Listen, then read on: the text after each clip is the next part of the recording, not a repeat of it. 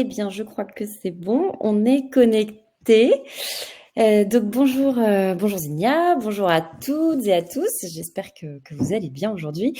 De mon côté, je suis ravie d'animer ce 5e épisode de notre format Faut pas décoder. Aujourd'hui, on va parler d'un des grands sujets du moment, l'intelligence artificielle, et plus particulièrement sous l'angle de son impact sur la société de demain.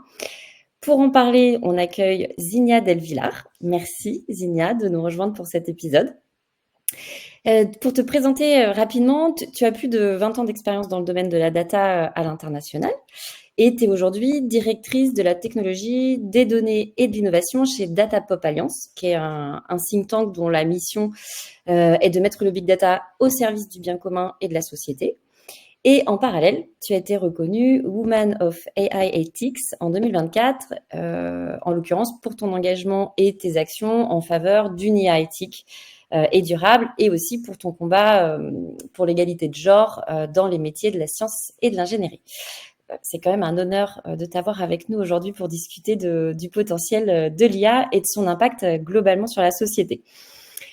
Alors, pour commencer, est-ce que justement, du fait de tes 20 ans d'expérience dans le domaine de la data, tu peux déjà commencer par partager avec nous ton regard plutôt sur les choses positives? Quel est le potentiel de l'IA?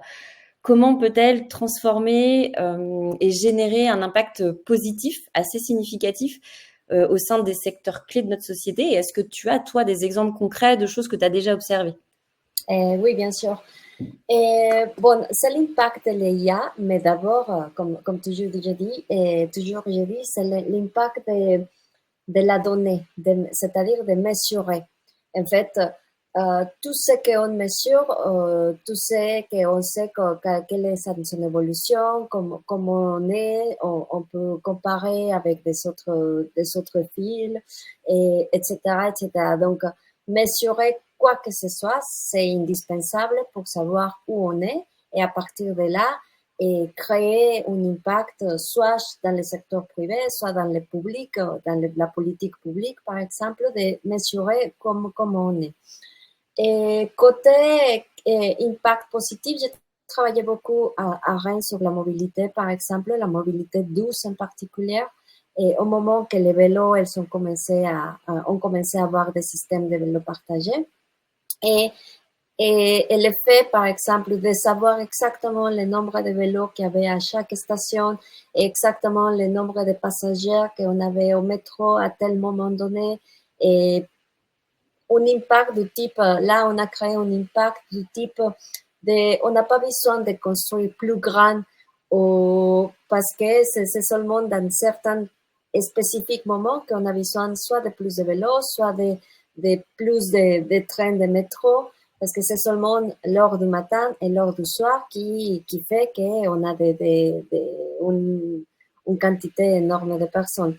Donc, à ce moment-là, on était en train de mesurer et on avait les données justement pour partager avec la mairie de Rennes quelles autres options ils avaient pour pouvoir faire une mobilité qui soit durable et pour la population et qui soit pas très cher aussi pour les gouvernements pour construire quelque chose qui puisse être efficace pour tout le monde. Donc là, bien sûr, c'est un exemple de politique publique, c'est un exemple de transport qui tous on est impactés à cause de ça.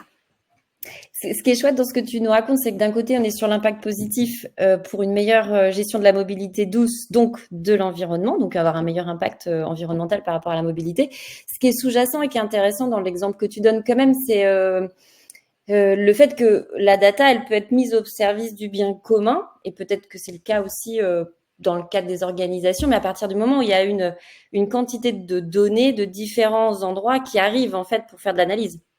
C'est-à-dire qu'on n'est pas sur une donnée liée uniquement à une seule entité. Il faut que l'ensemble des sociétés de transport en fait de la ville de Rennes, là en l'occurrence, transmettent leurs données pour avoir une vision globale et systémique de ce qui se passe et pouvoir justement proposer des ajustements. Exact. Et c'était pas seulement les données par exemple, des différents de transport. C'était aussi les données des horaires d'entrée, par exemple, de l'université. Et bien sûr, ça, c'est des projets plus grands parce que c'est le projet et qui sont en lien avec la mairie, par exemple. Donc, tu as le secteur privé, le secteur public, et des associations civiles, etc. Donc, tu as vraiment des grands impacts sur tout l'écosystème des données. Mais finalement, là, quand il y a un écosystème qui partage toutes ces données, tu peux créer des projets qui sont vraiment super sympas et qui ont un impact directement positif sur la société. Merci Zinia pour ce premier exemple. Alors, j'ai volontairement voulu commencer par l'impact positif.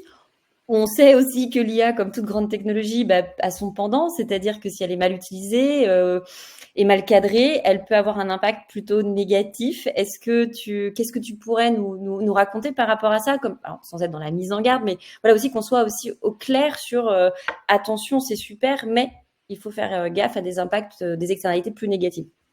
Oui, en fait, ces derniers mois ou années, cette question, elle se pose de plus en plus, surtout avec l'impact de la IA générative, que là, c'est vraiment toute la population qui est en train d'utiliser IA.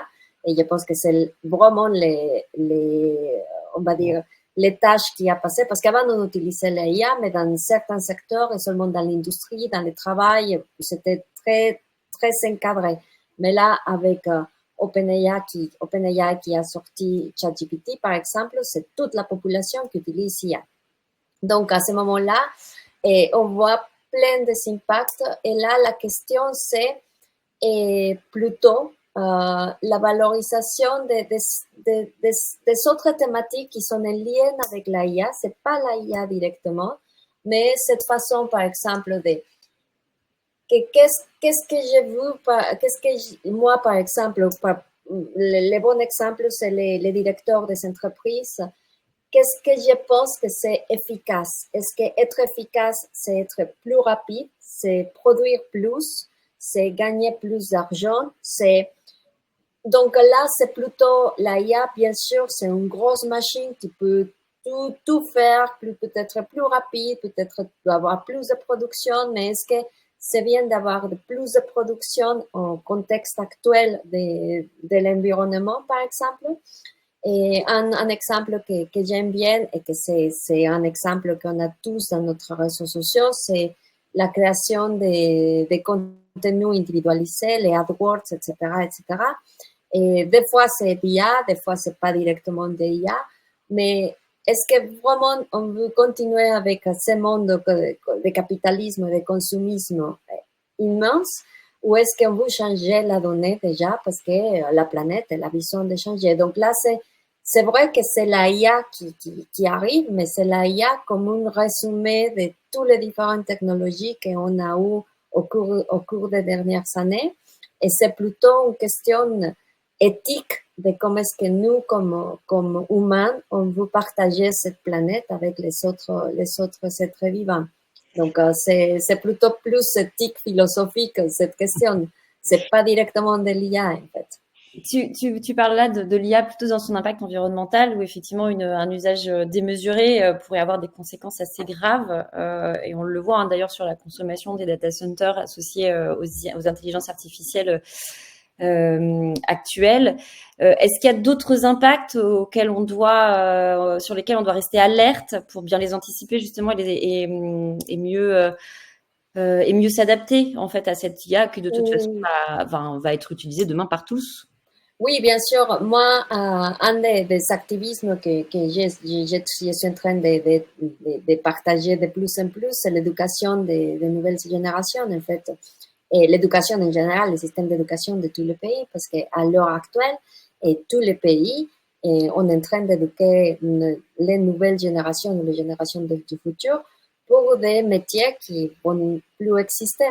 Donc là, il faut vraiment changer la façon comment apprendre les nouvelles générations.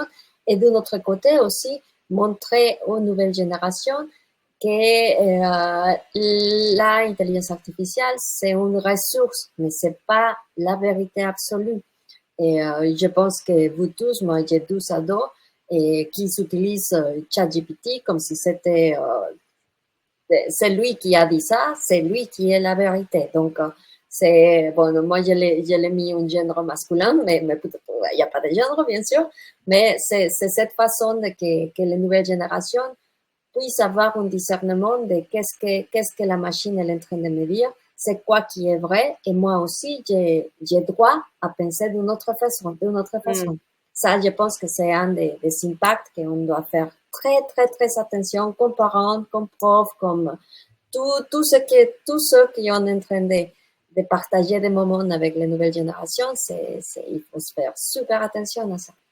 Ouais, je pense que ça met en perspective la question aussi de l'acquisition de compétences. C'est-à-dire qu'on peut pas se déresponsabiliser totalement de la compétence de façon générale, quel que soit notre métier et notre savoir-faire. Il faut qu'on maîtrise un minimum pour justement garder cette capacité de discernement et que nous, on peut l'avoir peut-être aujourd'hui parce qu'on a des profils plus seniors, alors que la nouvelle génération va grandir ou en tout cas arriver sur le marché du travail ou finir même, voire entamer ses études avec ça et donc peut-être se dire est-ce que ça vaut le coup que j'acquière cette compétence-là puisqu'en fait j'ai une IA en face qui va pouvoir le faire. Et c'est là effectivement qu'il y a peut-être un risque où on sera plus capable en fait de faire sans ou en tout cas capable de challenger le résultat d'une IA. Je te propose qu'on redescende d'un cran. Là, on était un peu sur la vision globale, société, etc. Qu'on reparte qu'on descende sur l'entreprise, parce que c'est un sujet, nous, qui nous intéresse beaucoup, évidemment, puisque demain, on va accompagner des sociétés dans l'adoption de l'IA. Et il y a quelque chose qui est assez paradoxal, c'est-à-dire qu'on a des boîtes qui vont chercher de toute façon, de fait, la performance, mais de plus en plus aussi en ayant une démarche d'impact, de durabilité. Est-ce que l'IA peut aider justement les entreprises à relever ce défi et être un levier de performance pour la durabilité? Est-ce que ça peut marcher ça? Oui, bien sûr, c'est tout à fait. Je pense que la IA, elle a un impact positif à tous les niveaux. Et justement, dans certains types de tâches que ça, principalement les entreprises qui ont fait une stratégie de données, qui ont fait une stratégie digitale, ils savent exactement dans quel type de problématiques la IA peut aider et peut donner de la valeur à l'entreprise. Mais aussi, et ce qu'il faut savoir, et je pense que ça c'est essentiel maintenant, c'est de créer des écosystèmes de données, de partage des outils, de partage des connaissances. Et ça va être on va rentrer dans une période très compétitive entre entreprises. Et plus on est entouré avec les bonnes données, avec les bons profils, et c'est pas que je suis une toute petite entreprise, une PYME par exemple, que j'ai fait une autre chose pas du tout liée avec la technologie, que je dois être à côté de la technologie. Au contraire, j'ai pu faire une alliance avec une autre entreprise où ils font les données, par exemple, ils font des collections de données ou qu'ils sont des données de tout et n'importe quoi, et une autre entreprise que c'est plutôt technologie. Et là, j'ai créé un écosystème qui va être plus fort et parce que chacun d'entre nous, on va partager nos connaissances. Donc, je pense que avec cette perspective d'écosystème et de création ensemble, on peut arriver à des choses plus sympas en termes d'utiliser les technologies, dans ce cas la IA, pour mon entreprise et pour le bien-être de la société et de la communauté. Et justement, pour que justement les boîtes, alors là, tu as déjà quelque part donné une part de la réponse en étant dans une démarche un peu open data et de démarche collective autour de la donnée pour les entreprises, mais plus largement, si on veut que les entreprises puissent conjuguer l'intelligence artificielle et avoir un impact positif, quelles sont les précautions essentielles qu'elles doivent prendre en compte dans la façon dont elles vont adopter l'IA et surtout quelles sont les questions critiques qu'il faut se poser dès le démarrage en fait avant de se lancer parce qu'aujourd'hui on sait que finalement il n'y a pas beaucoup d'entreprises qui ont encore pris ce virage-là finalement. Oui, en fait, c'est ce qui passe maintenant et c'est dans tous les niveaux, de toutes petites entreprises jusqu'aux organisations internationales comme lesquelles en général je travaille, c'est que tout de suite ils veulent arriver à Generative AI. Ouais, il faut que tu me construis un chatbot qui me donne la réponse de je ne sais pas quoi. Mais ils se sont jamais demandé qu'ils avaient besoin d'une base de données derrière et qu'ils avaient besoin de créer et de centraliser les données et d'avoir un système, d'avoir de cybersécurité, tu sais, il y a plein de petits pas avant d'arriver au chatbot qui paraît magnifique. Et que bien sûr, le ChatGPT tout seul, il fait des choses merveilleuses. Mais des fois, par exemple, je pense que 99% des entreprises et d'organisations, ils insèrent toute l'information de la compagnie ou de l'entreprise à ChatGPT et il n'y a aucun protocole, aucune loi, il n'y a aucune entreprise qui fait la question de privacité de nos données en face à ChatGPT. Donc, il faut commencer petit à petit, il faut faire attention à ce qu'on partage avec ce type d'intelligence artificielle qui sont en train de prendre toutes nos données, toutes nos valeurs ajoutées, par exemple, comme entreprise. Et que bien sûr, c'est les grandes entreprises américaines ou chinoises qui prennent la main sur tout ça.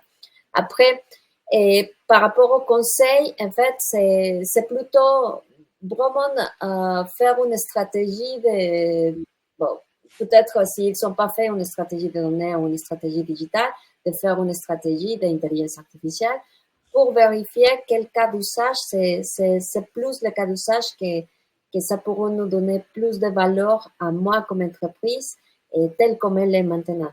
Bien sûr, les côtés négatifs, c'est que malheureusement, il va y avoir peut-être des postes de travail qui vont disparaître à cause de cette intelligence artificielle. Est-ce que ça, c'est une chose qui m'intéresse comme un directeur d'une entreprise, de faire virer un certain nombre de personnes à cause de l'intelligence artificielle que je vais mettre? Est-ce que mes clients ils vont être à l'aise avec ça ou pas? Est-ce que les données que je vais partager avec cette intelligence, est-ce que je vais la faire en interne ou est-ce que je vais demander à une entreprise de la faire? Et bon, il y a plein de questions. Est-ce que la durabilité de cet outil, parce que si je le fais en externe, je dois payer plein de choses, les data centers, les maintenances, etc. Est-ce que je vais continuer à le faire? Est-ce que ça vaut la peine de le faire? Oui, non. Bon, c'est plein de petites questions qui sortent à droite, à gauche et que nous, on doit être clair qu'est-ce qu'on veut de cette intelligence artificielle. C'est pas qu'une entreprise technologique qui arrive et ils vous vendent la meilleure des choses ou le meilleur chatbot du monde. C'est ce que je dois dire oui. Il faut que moi, j'ai une stratégie et j'ai vu ça, parce que moi, par rapport à mon business, par rapport à ce que j'ai fait, ça va me créer ça. Donc, voilà, c'est plutôt à l'inverse, je pense que c'est plutôt moi qui dois décider si l'intelligence artificielle, ça va être un bonus pour moi ou pas. Tu fais, ça tombe très bien parce que ça va me permettre de faire la jonction avec une de mes dernières, enfin peut-être même ma dernière question par rapport au temps qui nous reste. Mais tu sais que nous, BIAP, on fait de la conception et du développement de solutions numériques, que là, on va lancer on propose en fait un accompagnement sur auprès des entreprises pour les aider à adopter l'IA.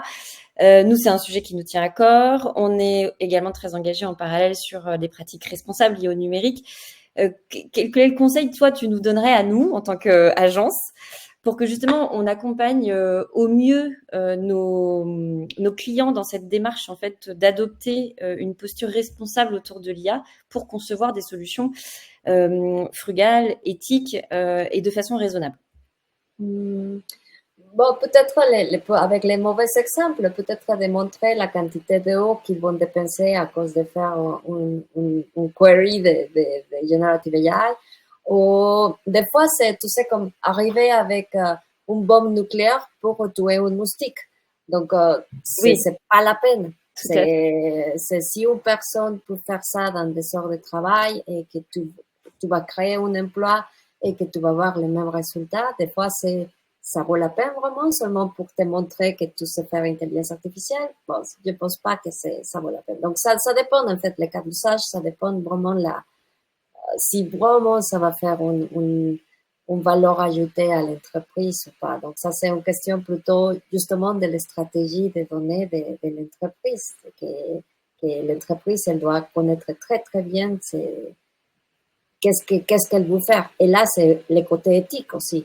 Parce que, voilà, si c'est le cas, que oui, ça va donner plus d'argent pour, je ne sais pas, certaines choses, Est-ce que, est-ce que ça vaut la peine peut-être que j'ai des missions, je ne sais pas de combien de nombre de personnes à cause de ça ou pas? Et est-ce que ma clientèle, elle va être assurée par rapport à ça? Oui, non, je pense que là, c'est plutôt pas seulement à l'intérieur, mais aussi à l'extérieur de l'entreprise.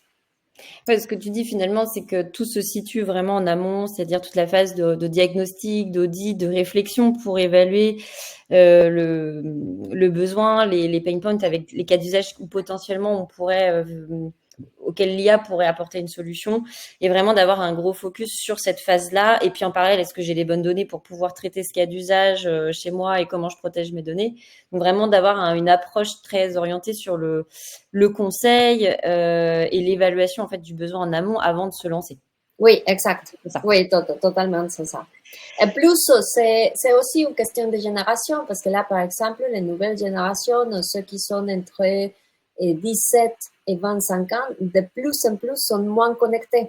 Donc, je pense que cette tendance, ça va augmenter de plus en plus. Donc, si mon public, c'est un public de cette génération, et on ne sait pas qu'est-ce qui va se passer d'ici à 5 ans. Peut-être que vraiment, ils vont dire avoir toute la connexion. Donc, il faut faire attention, en fait. Parfait, tu me fais faire mes transitions parfaitement bien, Zinia. Je sais pas comment tu fais, puisque j'ai une dernière question. Je pense qu'on a le temps de l'aborder.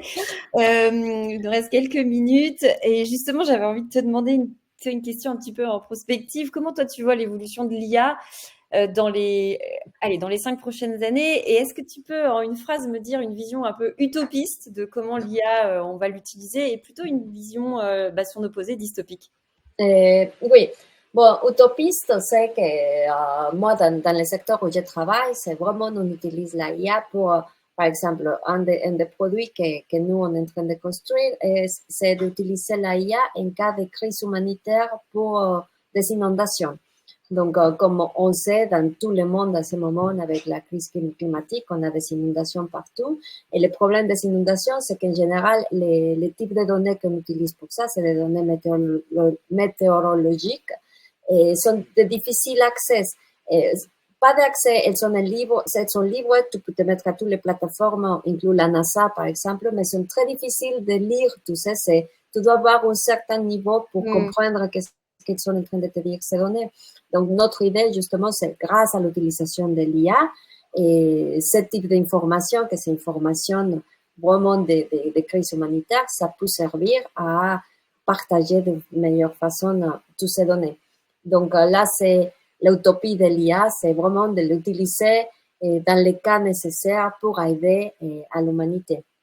Une question dystopique, c'est plutôt la surveillance que déjà on commence à sentir, par exemple, la surveillance, l'impact sur la démocratie, qu'on le voit de plus en plus dans tous les pays, les extrémismes, et tout ça, c'est à cause des algorithmes qui te montrent seulement qu'à chaque fois, ils vont te montrer les Oui, extrêmes. les bulles médiatiques, c'est ça? Exact, les bulles médiatiques et les extrêmes, finalement, qu'on a soit l'extrême droite, malheureusement, qui commence à prendre beaucoup de pouvoir dans tout le monde. C'est pas seulement dans certaines régions, c'est dans tout le monde. Et de l'autre côté, et peut-être il n'y a pas vraiment une question de partage. C'est comme si des idéologies, il n'y a pas il n'y a pas d'union en fait. C'est soit tu es à faveur ou en contre parce que c'est le système binaire, c'est les algorithmes qui font plus discuter en fait. Moi je Oui, il y a pense un comme ça et appauvrissement c'est de la comme ça. pensée. Donc et ça c'est très très computationnel finalement. C'est un langage que c'est vraiment très computationnel, qu'il n'y a pas ce discernement de dire oui, tu as raison, mais moi je pense aussi que ça peut faire aider. Cette, on va dire, façon de l'humanité de discuter, ça n'existe plus parce qu'on se communique seulement à travers je ne sais pas, c'est toute la partie numérique, et cette partie numérique, il y a des algorithmes derrière, et ces algorithmes sont complètement en train de faire un crash sur la façon comme on peut communiquer. Donc là, c'est l'impact que je vois oui, la plus générale négative, on va dire. Merci beaucoup, Zinia. Ça y est, on est arrivé au bout du temps qu'on avait à notre disposition aujourd'hui.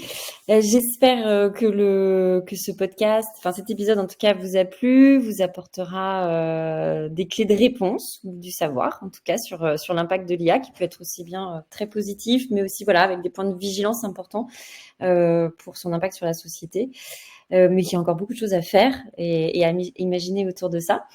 Je vous dis à très bientôt. Zinia, je te propose qu'on se retrouve en backstage, de rester encore un petit peu connectés. On peut débriefer toutes les deux. À Merci, très Estelle. bientôt. À bientôt. Au revoir.